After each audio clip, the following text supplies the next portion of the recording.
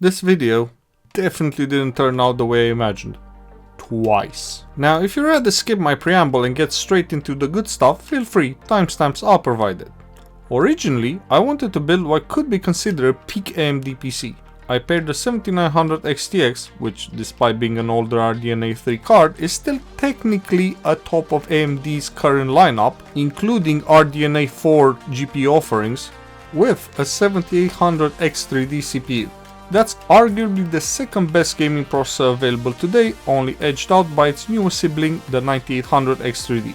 On paper, it should have been an absolute beast. Alas, things didn't go according to a plan. See, when I finish building a PC, I usually have to sell it on.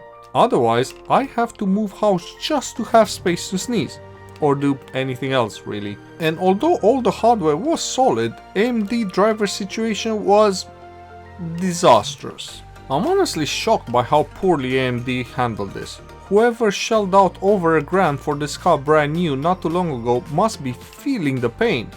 Only one revision of the 25.x driver line, version 25.2.1 from February, actually works somewhat reliably in most games with the exception of Black Myth Wukong, Indiana Jones and Horizon Forbidden West. And I actually got through about half of Dragon Age while I was using this GPU before my 5090 arrived. While the newer 25.6.1 worked fine for Horizon, it crashed instantly in the Black Myth, Wukong and Indiana Jones games, with the rest of the driver offerings not faring any better. The 24.x drivers were more stable, yes, but lacked optimization and ran terribly in most newer games. Now, to be fair, the card itself wasn't defective, but my standards for performance are pretty straight. If I wouldn't be happy using the rig myself, I wouldn't feel right selling it on to someone else. So I took the hit and traded the GPU in at CX for a voucher, losing 28% of what I paid for it in the process. Painful. And that brings us to plan B. Swap in an RTX 4080 and repurpose the existing build footage with just a bit at the end to show the new GPU installed. Easy, right? Well, all the footage got accidentally deleted. So now I have a complete build, but no build visuals to back it up.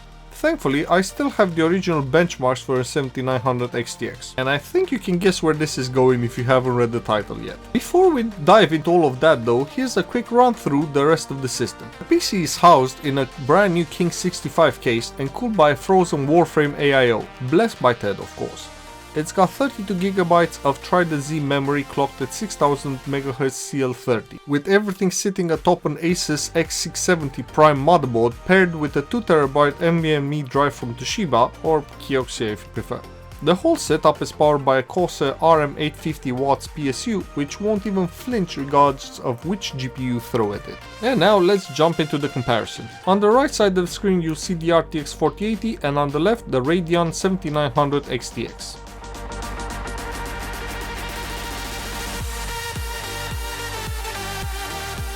Starting with Heaven, we've got a pure raster test, no fancy ray tracing here. So in theory this is as direct a head-to-head as you can get between these two GPUs. What surprised me was that the RTX 4080 didn't hit its full TDP. Now this is normal, but it still caught my attention since most cards in Heaven tend to max out either thermals or power draw. In this case though, the 4080 was held back by a voltage limit instead. Even more surprising, the 7900 XTX didn't win.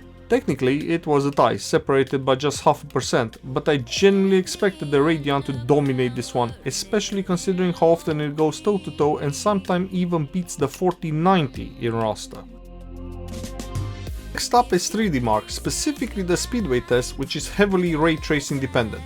Naturally, you'd expect Nvidia to walk away with it, and yes, it did win, but not by the kind of margin I anticipated. The 7900 XTX put up a surprisingly strong showing, and I have to admit it made me second guess just how much ground AMD really gives up in RT workloads. Moving on to Rocket League, and here we've got a straight up win for Team Red. The Radeon card consistently outperforms the 4080 in this title by a wide margin. No ambiguity, no edge cases, just a solid victory.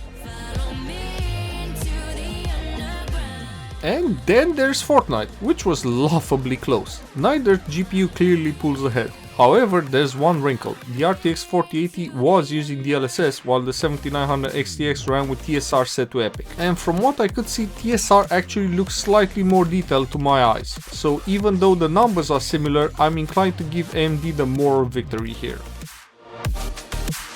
Horizon Forbidden West, and this one's on me. I messed up the settings. The 7900 XTX was tested without any upscaling, while the 4080 benefited from DLSS set to quality. I no longer have the AMD card to retest, but when I ran the 4080 without upscaling, performance between the two cards was basically neck and neck.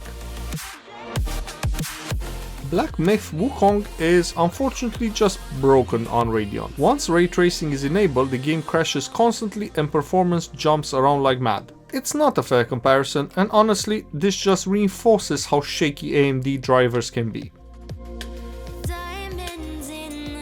In Dragon Age, even with the only driver that worked properly for me, the 7900 XTX got soundly beaten by the 4080. In the intro scene, with all the particle effects firing off, frame times on the Radeon were a mess. Meanwhile, the Nvidia card held steady with much less variance. That smoother delivery genuinely improves the perceived quality of gameplay. You can feel it. And finally Cyberpunk. And this one's a bloodbath. Same settings, the upscaler set to the same relative threshold, same everything. And yet the performance gap is massive. I actually had to double check that I didn't misconfigure anything. AMD just dropped the ball. They did try to correct that with some late pricing cuts, but by the time they adjusted the value proposition, most buyers had already made their decision based on early reviews. And while RDNA 4 is somewhat of a redemption arc, you still can't find those cards at their RRP no matter how many times it's been promised. And I think that's about enough moaning for one video. I hope you enjoyed it and see you in the next one.